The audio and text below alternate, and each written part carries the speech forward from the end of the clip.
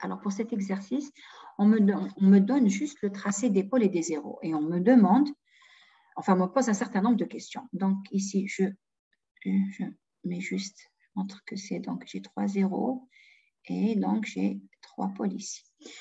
On dit de la représentation des pôles et des zéros qu'elle est quasi complète. Quasi, donc presque complète. En fait, ce qu'il manque, c'est qu'elle vous permet de trouver H de Z moyennant un certain coefficient K. Le coefficient K, c'est-à-dire le gain, ne va pas apparaître sur le tracé des pôles et zéros. C'est pour ça qu'on dit qu'elle est quasi complète.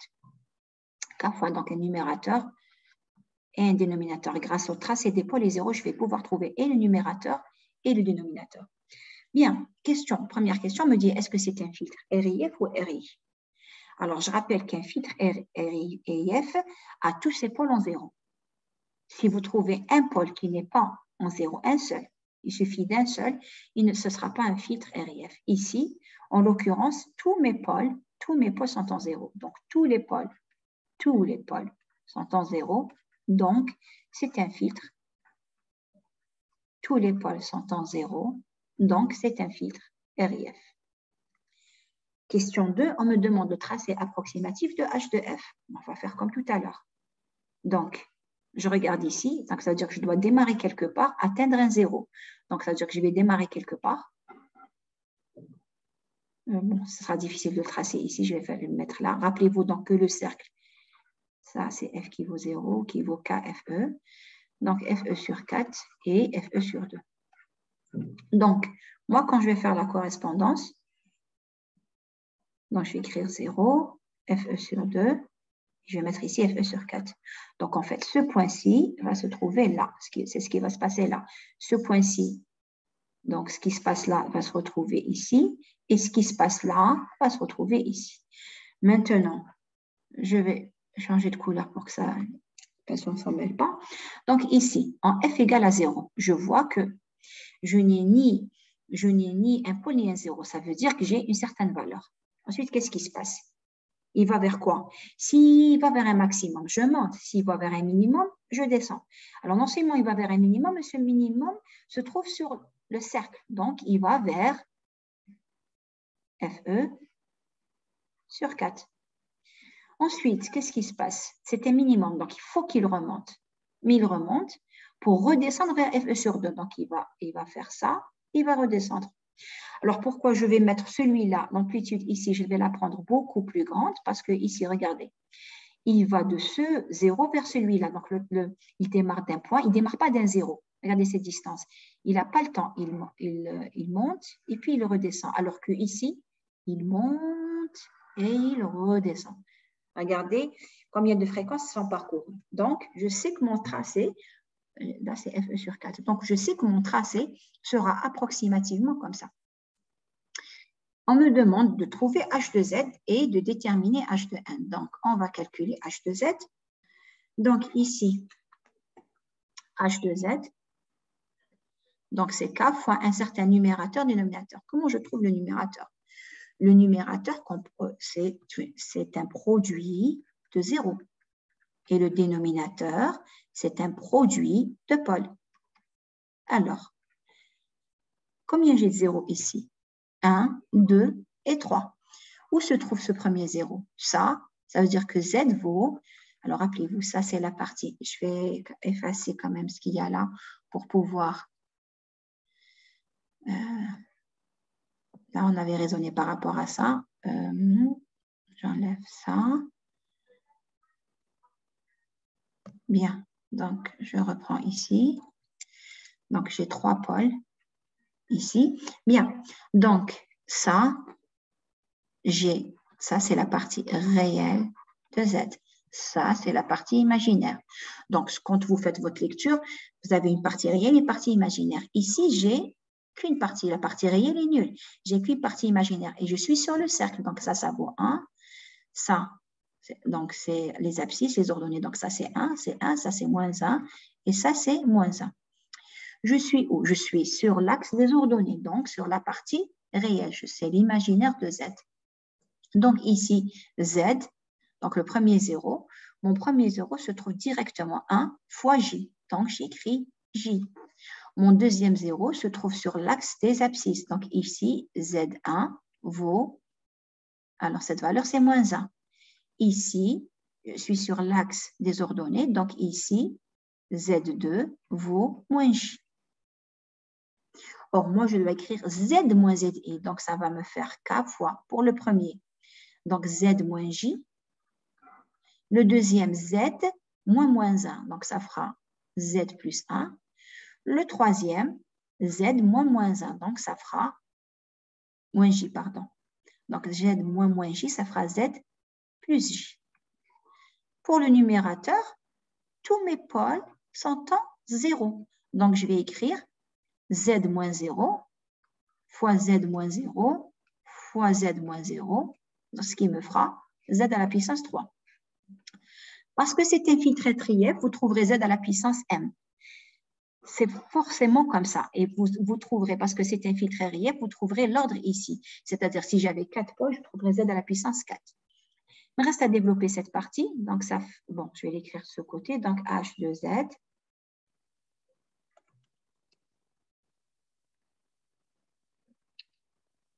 Alors, H de Z. Donc, vaut K fois. Alors, ça, Z moins J fois Z plus I, ça fait Z moins J au carré. Et Z moins J au carré, ça fait Z. Donc, Z moins J fois Z plus J. C'est une identité remarquable. A moins B fois A plus B, c'est A au carré moins B au carré. Donc, soit Z au carré moins J au carré. Mais moins J au carré, c'est plus 1. Donc, ça fera Z au carré plus 1 fois Z plus 1 sur Z à la puissance 3. Je développe ça. Ça me fait donc Z au carré plus, pardon, Z à la puissance 3 d'abord. Ensuite, plus Z au carré plus Z plus 1 sur Z à la puissance 3, que je peux écrire sous forme de puissance négative. Donc, ça, tout ça, je peux aussi l'écrire comme étant K fois, donc, si je divise par Z à la puissance 3, donc ça me fera K fois 1 plus Z moins 1 plus Z moins 2 plus Z moins 3. Encore une fois, c'est infiltré relief. Donc, lorsque vous allez développer, vous pourrez trouver directement H de N si vous souhaitez. Vous devez trouver quelque chose qui fait ça à la fin. On me demande donc de déterminer H de Z, déterminer et tracer H de N.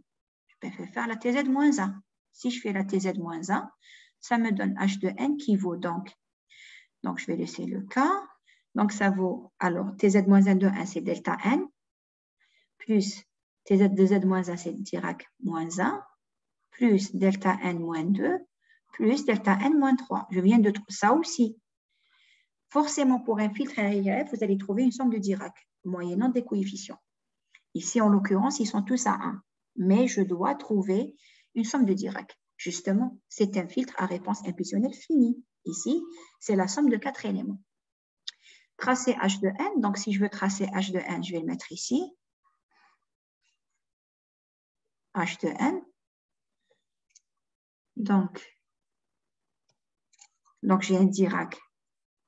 Ils ont tous une amplitude de K. Je suis ici en 0.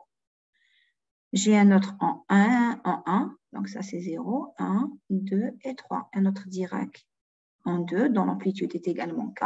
Et un autre Dirac en 3, dont l'amplitude est K. J'ai tracé H de N. Alors, on me dit, à partir de H de N, étudier la stabilité, la causalité et l'invariance de ce filtre. Alors, cette question-là, on peut la poser différemment. Donc, on peut l'étudier à partir de la fonction de transfert, si on me la donne. Mais on doit me préciser si c'est causal ou pas. On peut l'étudier à partir de l'équation aux différences, comme on l'a fait pour l'autre exercice, et on peut l'étudier directement à partir de H de N. Alors, première chose, est-ce qu'il est stable? Oui. La stabilité veut dire que somme des H de N a une valeur M qui est inférieure à l'infini. Oui, ça fait 4K. Et 4K est inférieur à l'infini. Voilà pour la stabilité. C'est pour ça qu'un filtre RIF est toujours stable, parce que ce sera une somme de Dirac. Ce n'est pas quelque chose qui est, c'est pas une expression genre exponentielle moins 1 U de 1 qui peut, ou un cosinus comme tout à l'heure, ce qu'on avait trouvé, on avait trouvé un cosinus qui peut être amorti ou pas. Donc ici, pour un filtre RIF, c'est une somme de Dirac, c'est toujours stable. Alors, la causalité. La causalité, il faudrait que les valeurs H de N soient nulles pour des valeurs négatives. Il n'y a pas de souci, je n'ai aucune valeur négative, je n'ai rien. Donc, c'est un filtre causal. L'invariance, est-ce que ces coefficients de ce filtre changent? Non, elles valent toujours K. Ce n'est pas chaque fois que je vais appliquer, parfois je vais trouver K ou K plus 1 ou K plus 2. Pour un cas donné, c'est les mêmes valeurs. Donc, je vais dire qu'il est invariant. L'invariance se voit par rapport au coefficient. Ici, c'est comme si j'avais donc K partout ou 1 partout. Donc, si j'avais par exemple N ou 2N, oui, ça va changer en fonction de N. Alors, ensuite, on pose une question, encore une question, on me dit calculer et tracer H de F pour au moins 3 valeurs. Comment trouver H de F? On sait que H de F,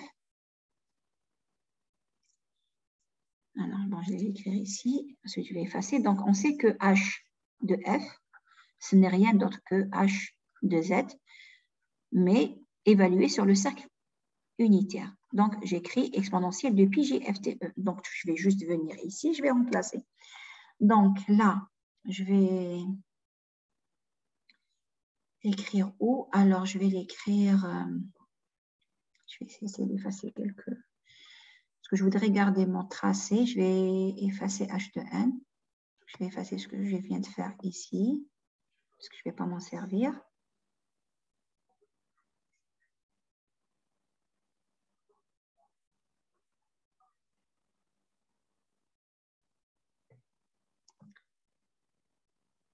Alors, je remplace.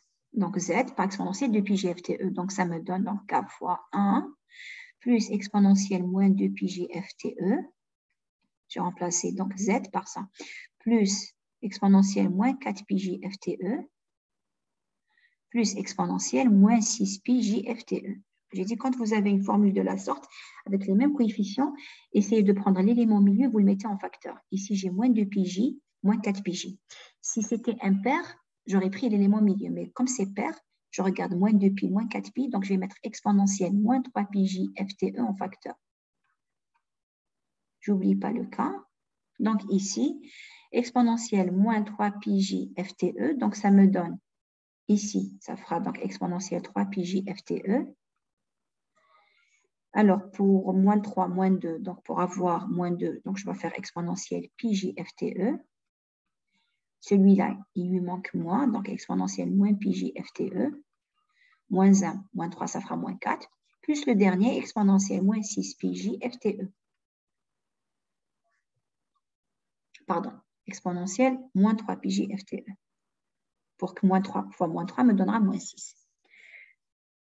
J'ai dit fois parce que exponentielle alpha fois exponentielle bêta, ça fera exponentielle alpha plus bêta. Bien.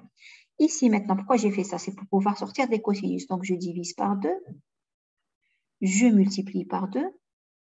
Tout ça.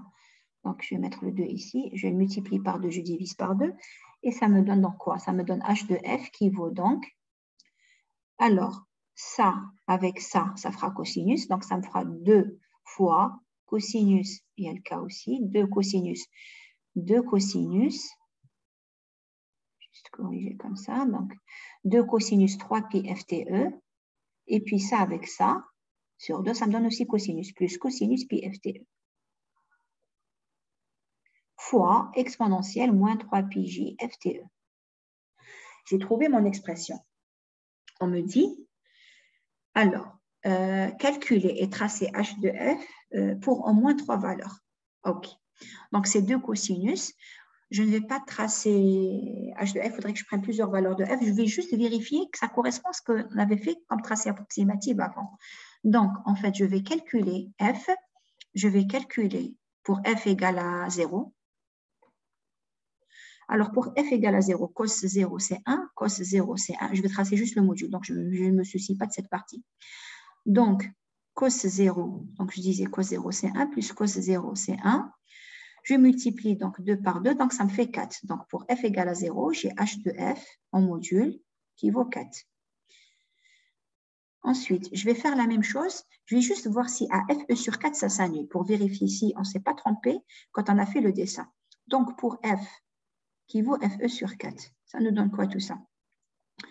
Donc, là, j'ai trouvé 4 fois k. À chaque fois, je garde mon k, 4 fois k.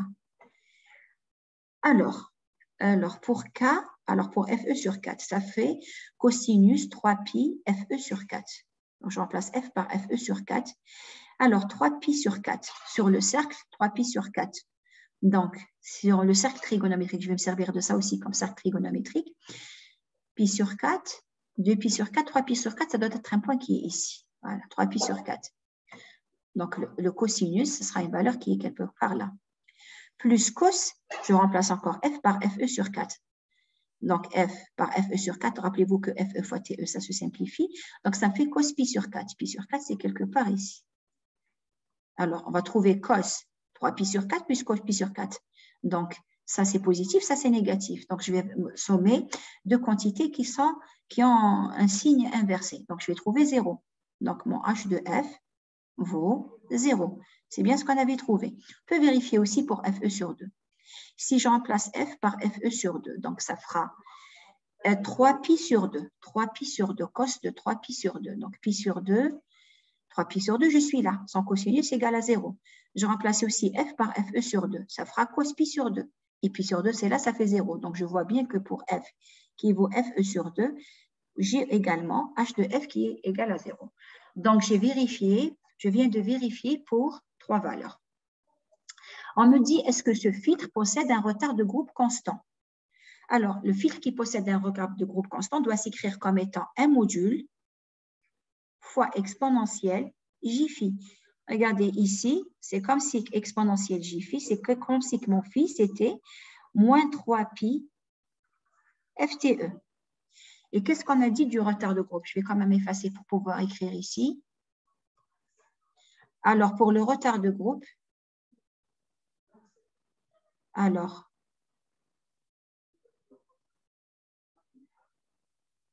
pour le retard de groupe,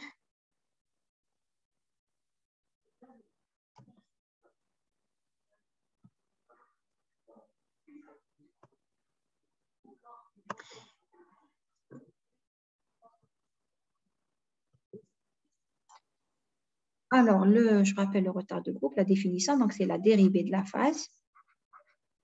Donc, le retard de groupe, donc c'est la dérivée de la phase. Donc, ici, ma phase, qu'est-ce qu'elle vaut? Donc, elle vaut mon phi, ici, c'est 3pi FTE. Donc, je dois le dériver par rapport à F. Donc, c'est comme si vous aviez quelque chose où c'est écrit alpha F. Donc, la dérivée de alpha F, c'est alpha. Donc, quand je vais dériver avec le moins ici, donc ça va me faire 3pi TE.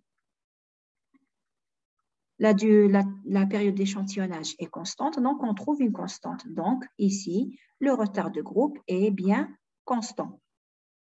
J'ai obtenu un retard de groupe constant. Alors, il faut juste, donc, les filtres RIF vous permettent d'avoir un retard de groupe constant. Ça ne veut pas dire que tous les filtres RIF ont un retard de groupe constant. Le retard de groupe est constant si vous avez une symétrie. C'est comme ici, regardez, j'avais 1, ici, c'est comme si j'avais 1. J'ai également 1 et 1. Ça aurait aussi bien marché si j'avais par exemple 1, 1, ensuite ici, 2 et 2. Il faut qu'il y ait une symétrie par rapport à l'axe milieu de votre signal. Donc ici, des coefficients de votre filtre. Donc ici, ce retard de groupe est constant parce que justement, j'ai une symétrie. Alors, une dernière question me demande de déterminer la réponse pour une entrée échelon. Donc xn vaut u de n. On sait que yn, c'est xn que je convolue avec h de n. Et que vaut mon h de n? C'est une somme de Dirac. Donc, et xn, c'est u de n. Donc, ce sera u de n que je convolue avec donc k fois delta n plus delta n moins 2 plus delta n moins, d'abord moins 1, ensuite moins 2, plus delta n moins 3. Donc, ici, tout ça, c'est multiplié par k. Donc, un Dirac qu'on convolue avec un signal, on trouve le signal, c'est le signal qui est décalé au point du Dirac. Ici, c'est un Dirac qui n'est pas décalé, donc ça me fera k fois u de n. U de n que je convolue avec delta n moins 1, donc ce sera u de n moins 1. Un signal convolué avec un Dirac décalé, c'est le signal qui est décalé.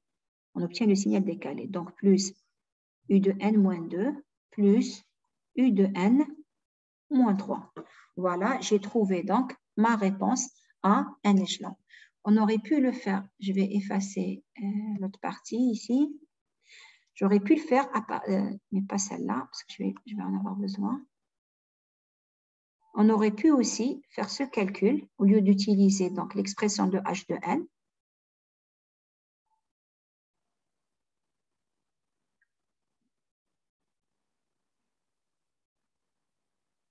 Juste pour vous montrer qu'on aurait pu le faire différemment. Parce que parfois, c'est plus simple de passer par la TZ. Ici, parce que c'est un cas, c'était facile à calculer. Mais c'est plus facile de calculer Y de Z et de faire la TZ moins 1. Donc, si ça, c'est H de Z, donc ça veut dire qu'Y de Z, c'est H de Z, que je multiplie, je ne convolue plus, H de Z fois X de Z. Or, X de Z, c'est un échelon. Et donc, ça TZ, ici, donc je vais l'écrire, parce que ici implique donc Y de Z. Ce sera donc ça, donc 1 plus Z moins 1, plus Z moins 2, plus Z moins 3. Parfois, c'est plus simple de le faire pour les filtres RIF, c'est plus simple comme ça. Mais pour d'autres filtres, comme pour les filtres RII, vaut mieux, au lieu de calculer un produit de convolution, vaut mieux calculer Y de Z et ensuite faire la TZ moins 1. Donc, ça me fera 1. Alors, la TZ d'un échelon, c'est Z sur Z moins 1 ou 1 sur 1 moins Z moins 1. Donc, ici, maintenant, je vais appliquer la TZ moins 1 et je vois que quoi? Donc, ça, la TZ moins 1 de ça, c'est donc la TZ, donc ça me donne U de N. J'applique la TZ moins 1 maintenant pour trouver donc HY de N. Donc, je regardais ici, la TZ moins 1 de cette partie. Ben, c'est le même, c'est U de N. Ici, c'est Z moins 1 fois ça. Et Z moins 1, c'est un retard. Donc, ça veut dire que c'est la TZ de celui-là, mais retardé de 1. Donc, plus U de N moins 1. Pareil, la TZ moins 1 de ça fois Z moins 2, c'est la TZ de ça, fois Z moins 2. Fois Z moins 2, ça veut dire que c'est un retard. Donc, ça fera un retard de 2, donc U de N moins 2. Et je fais la même chose pour le dernier, soit donc U de N moins 3. Donc, voilà pour cet exercice. Alors, je ne sais pas si j'en ai prévu un autre. Ça ne marche pas.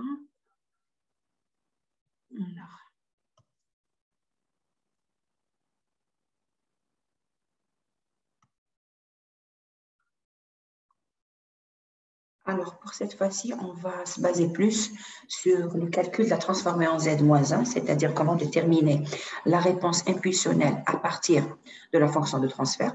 On va commencer par cet exercice. Alors ici, à l'instar de l'exercice précédent, on me demande d'abord d'identifier est-ce que c'est un filtre RIF ou est-ce que c'est un filtre RII. Donc, si vous trouvez un pôle qui ne se trouve pas ici, un pôle en dehors de 0, il suffit d'un. Vous dites que c'est un filtre RII. Alors ici, vous regardez, j'ai deux pôles qui ne sont pas en 0. Ici, donc j'ai 2 zéros. Donc forcément, c'est un filtre RII parce que je trouve un pôle, il suffit d'un, un pôle qui n'est pas en 0.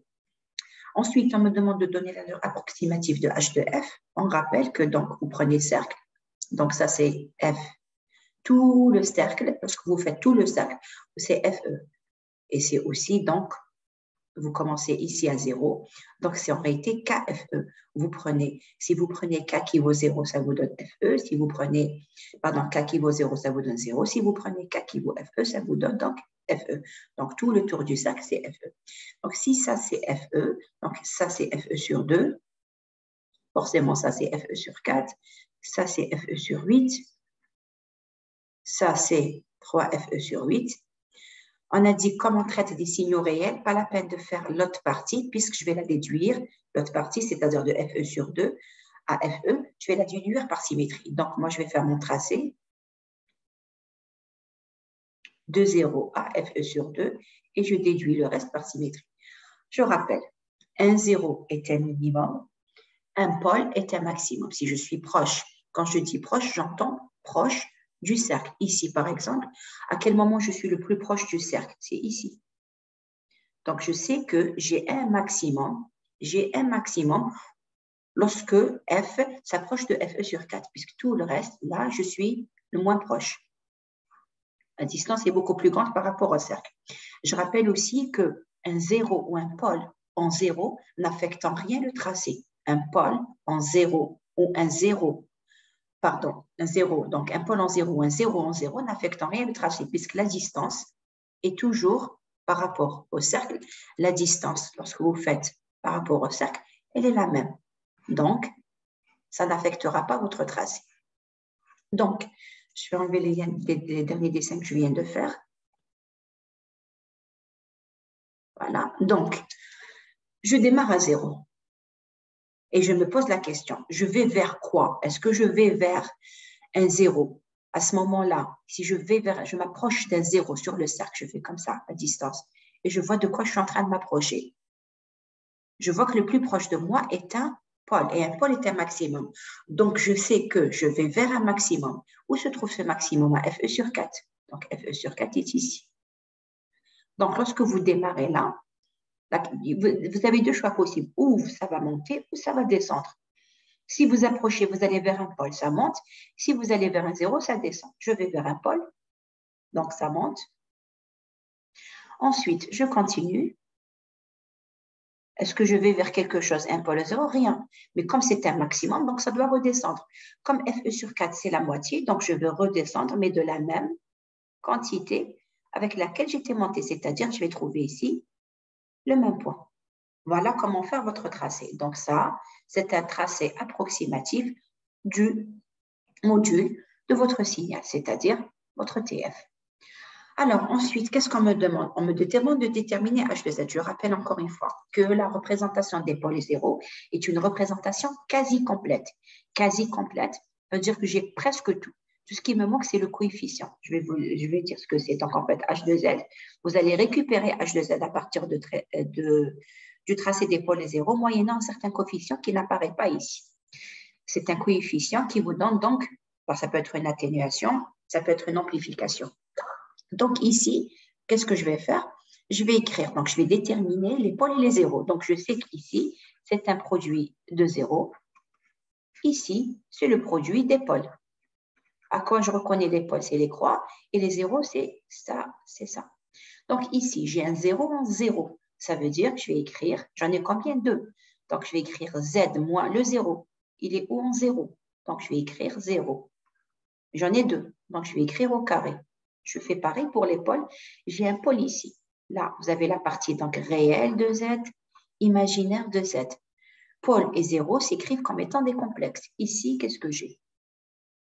Ça, c'est 0,5. Donc ici, ce pôle-là, P1, il pose. Donc c'est 0,5 fois J. Est-ce qu'il a une partie réelle? Je fais la projection, c'est 0. Donc c'est 0,5 plus 0. Donc ça fait 0,5 J. Donc ça fera Z moins 0,5 J. J'ai un deuxième pôle ici. Pareil. Mais c'est en moins. Moins, donc c'est moins 0,5 J. A-t-il une partie réelle? Non. Donc je vais écrire Z moins le pôle. Z moins 0,5, donc ça fera Z plus 0,5 J. J'ai oublié d'écrire donc le K, ce qui me donne ici donc K fois Z au carré sur, je peux continuer à développer si je le souhaite. Donc je vais écrire ici, donc c'est la forme A plus B fois A moins B, donc ça me fait Z au carré plus, alors 0,5 fois 0,5, ça fait moins 0,25, mais J au carré c'est 1, donc ça fera 0, Z au carré plus 0,25. Voilà, j'ai trouvé donc mon H de Z.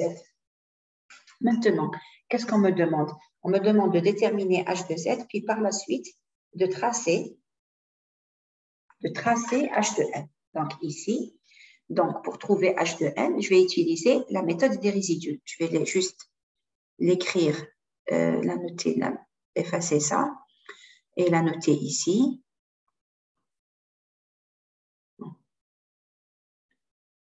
Alors, j'efface le tracé de H de F.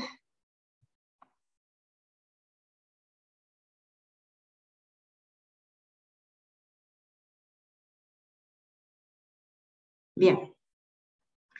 Quand vous calculez votre TZ-1, vous avez à votre disposition plusieurs outils. Soit vous allez utiliser le TZ connu, vous avez donc un tableau qui vous donne s'il est fourni Ce tableau, si vous avez le droit d'utiliser, vous l'utilisez. Sinon, vous pouvez utiliser la décomposition en éléments simples.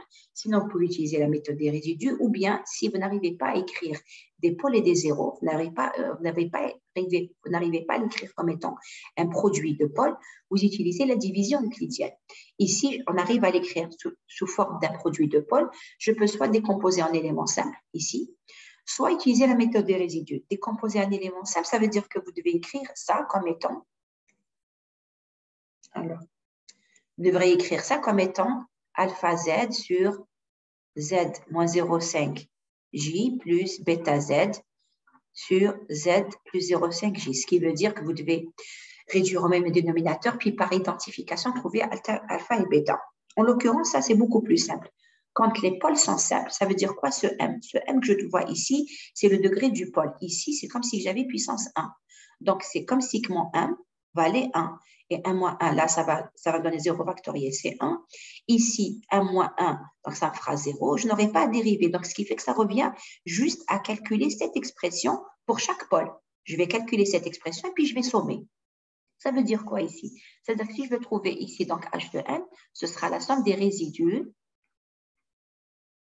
z à la puissance n-1, donc h de z, pour chacun des pôles. Moi, j'en ai pour z égale pi. Donc, je vais calculer ça pour le premier pôle qui est 0,5j et je vais le faire pour le deuxième pôle qui est moins 0,5j.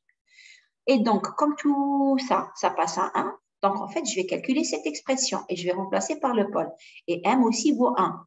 Donc, je vais multiplier par z moins pi. Donc, ça va me donner quoi? Pour le premier pôle, c'est z moins 0,5. Donc, je vais écrire z moins 0,5 j, que je vais multiplier par h de z. Que vaut h de z? C'est toute cette expression. Soit k fois z au carré sur z moins 0,5 j fois z plus 0,5 j. Je vais faire ce calcul-là. Alors, et je n'oublie pas de multiplier par z à la puissance n-1. Donc, en fait, qu'est-ce qui se passe? Vous vous retrouvez à multiplier par z à la puissance n-1 et votre pôle se simplifie. Il est normal qu'il se simplifie parce que vous allez remplacer par z qui vaut 0,5 j. Sinon, vous allez vous retrouver, vous allez diviser par 0. Donc, en fait, si je regarde bien mon expression, qu'est-ce qui me reste? Je vois que je multiplie par z à la puissance n-1 et que le pôle disparaît. Je vais l'appliquer pour le deuxième. Donc, pour le deuxième, soit celui-là. Donc, je prends mon expression, puisque ça se simplifie, j'enlève le pôle en question, donc c'est celui-ci cette fois-ci, et je multiplie par z-1. Donc, je vais le faire directement. Donc, ça fera k fois z au carré. J'enlève le pôle qui va se simplifier, puisque je suis en train de le faire pour celui-là. Donc, il va se simplifier. Et vous le faites comme ça directement, zn-1, et vous devez remplacer par le pôle, soit moins 0,5 j. Donc, ici, ça me donne quoi? Je continue à développer. Donc, ça me fait z à la puissance n plus 1, tout ça. Ça fait z à la puissance n plus 1. Pareil ici, ça fait z à la puissance n plus 1. Et je vais me remplacer par 0,5 j. Donc, ça me fait quoi? Ça me fait 0,5 j à la puissance, alors 0,5 j à la puissance n plus 1. Sur, ici, je remplace par ça, ça fait donc 1 j. Et je vais faire pareil pour le deuxième. N'oubliez pas qu'ici, alors soit on vous précise dans l'exercice, on vous dit que c'est un système causal. Si on ne vous le dit pas, vous allez supposer qu'il est causal. Donc ici, je vais multiplier par U de n. Je rappelle que la Tz de A à la puissance n seule n'existe pas. Vous devez soit multiplier par U de n, soit multiplier par U de moins n moins 1. Soit dans l'exercice, on vous dit soit le système, je regarde ici si c'est précisé, soit on vous dit qu'il est causal, soit vous supposez s'il est causal, vous multipliez par U de n. Donc ici, normalement, je devrais préciser soit le tracé des pôles zéro du système causal. Si c'est un système réel, il doit être causal. Donc, je fais pareil ici. J'ai oublié d'écrire le cas. Pareil ici, je multiplie donc tout ça. Je vais remplacer z par moins 0,5 j, ce qui me fait moins 0,5 j à la puissance n plus 1 donc, fois U de n. Et je remplace ici. Ça me fait donc moins j. Maintenant, je ne vais pas laisser cette expression comme ça. C'est beaucoup plus facile de prendre le complexe et d'écrire comme étant module et phase. Ce qui va vous donner... Donc, je vais juste effacer. Alors, je vais effacer cette partie.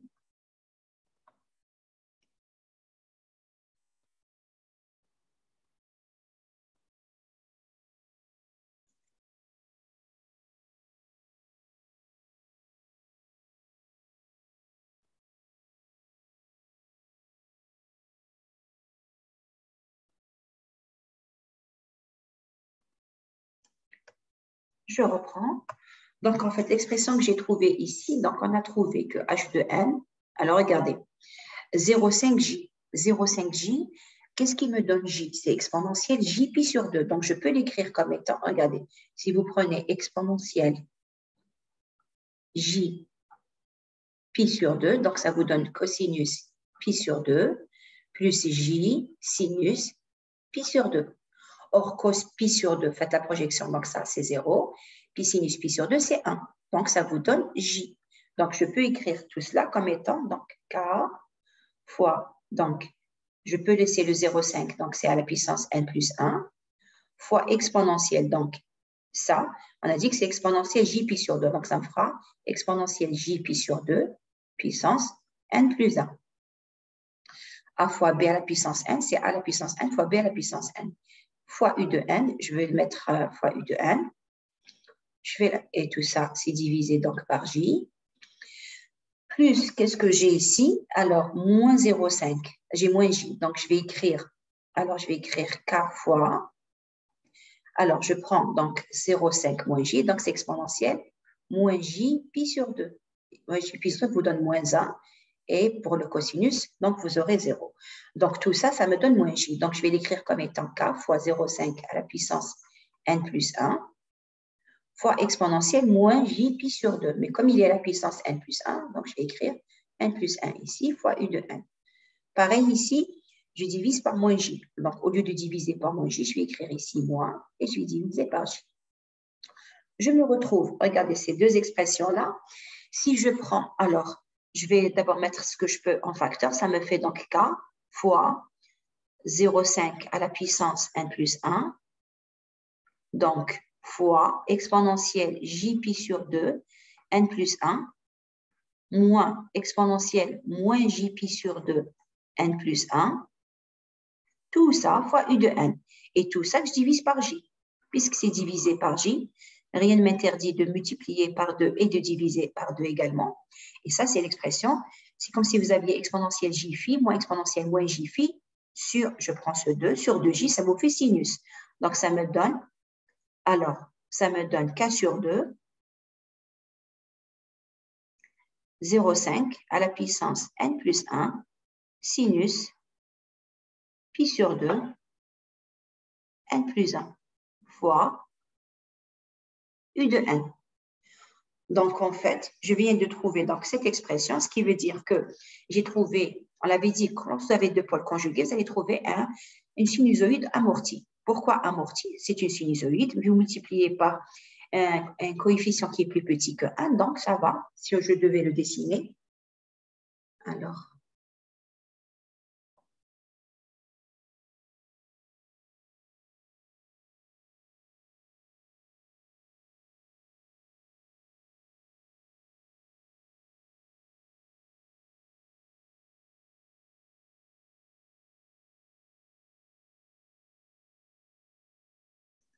je vais dessiner approximativement, même pour le faire de façon précise en remplaçant chaque valeur de n par, on peut le faire ici. Si vous prenez n qui vaut 0, donc ça vous fait n qui vaut 0, donc ça fait sinus pi sur 2. Et sinus pi sur 2, sinus pi sur 2, ça fait 1. Donc c'est un sinusoïde qui va démarrer à 1. Vous allez trouver quelque chose qui fait ça. Mais comme c'est amorti, vous avez multiplié ici par 0,5. Donc, ça va être quelque chose qui va faire ça. Et j'aurai tracé approximativement h de n. Bien sûr, n'oubliez pas qu'on est dans le cas discret. Donc, vous, quand vous faites le tracé approximatif, c'est des points discrets. Donc, vous allez trouver ces points. Quand vous allez tracer h de n, donc vous allez trouver quelque chose, ça. Vous allez trouver quelque chose qui fait ça. Vous aurez tracé ainsi h de n. On vous dit à partir de h de n d'étudier la stabilité, la causalité et l'invariance. On va commencer déjà par le faire à partir d'ici. Si je suppose que mon système est causal, je dois avoir cette hypothèse-là. Les pôles se trouvent à l'intérieur du cercle, donc il est stable. Maintenant, puisque j'ai multiplié déjà par u de n parce que j'ai supposé que c'était causal, je n'ai pas cette partie, donc ce qui signifie qu'il est causal. Par rapport à la stabilité, on voit que c'est un signal bien qu'infini, mais il converge à l'infini vers 0. Donc, il est stable. Pourquoi il l'est? C'est parce que ce coefficient multiplié par 0,5, c'est plus petit que 1. Justement, on revient à cela. Le rayon est beaucoup plus petit que 1. Enfin, l'essentiel, c'est qu'il soit plus petit que 1 parce que vous allez le mettre à la puissance, vous allez avoir des quantités qui deviennent de plus en plus petites. Maintenant, pour ce qui est de l'invariance, l'invariance du filtre, ce filtre-là, chaque fois que vous allez le tracer, ce sera toujours le même. C'est-à-dire, quand on dit invariance, ça ne veut pas dire que ça ne dépend pas de n. C'est un signal qui dépend de n. C'est un h de n dépend de n. Sauf que vous le tracez aujourd'hui, demain, après-demain, les coefficients ne changent pas ici, ce qui fait que vous trouverez toujours le même tracé. Donc, voilà pour cet exercice. On va maintenant accentuer, se concentrer plus pour comment calculer la tz-1. Donc, on va faire 3 exercices. Ils vont nous permettre de calculer la transformer en z-1.